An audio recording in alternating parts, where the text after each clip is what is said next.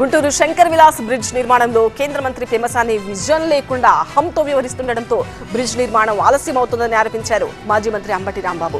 అంబటి వ్యాఖ్యలకు కౌంటర్ ఇచ్చారు పెమ్మసాని చంద్రశేఖర్. 100 కోట్ల లోపుతో బ్రిడ్జ్ చేసేయాలని నిర్ణయించుకున్నారు. అది ఒక తప్పు నిర్ణయం. ఆ నిర్ణయానికి ఇవాళ పెమ్మసాని గారు సమాధానం చెప్పాలి అని అడుగుతా ఉన్నా. అహంతో చేసినటువంటి పని ఇది. అధికారం ఉంది, డబ్బు ఉంది, కేంద్ర మంత్రిని అని అహం. అనుభవం లేదు, ఎక్స్పీరియన్స్ లేదు, అహం మాత్రమే ఉంది. విజన్ అంతకంటే లేదు. చంద్రబాబు నాయుడు గారు విజన్ అంటారు కదా, విజన్తో పెట్టే బ్రిడ్జ్ ఇది నాకు అర్థం కాలేదు.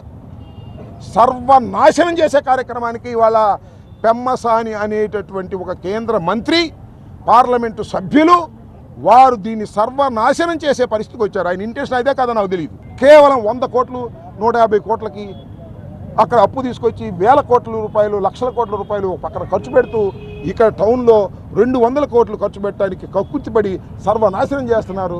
ఇది చాలా దుర్మార్గం. అంబటి రాంబాబు గారి లాగా నేను మాట్లాడలేను. శంకర్ విలాస్ బ్రిడ్జి ఏం చేశామంటే, నేను 2 సంవత్సరాలు టార్గెట్ పెట్టాను. జూలైలో మొదలు పెట్టాం మనం పని.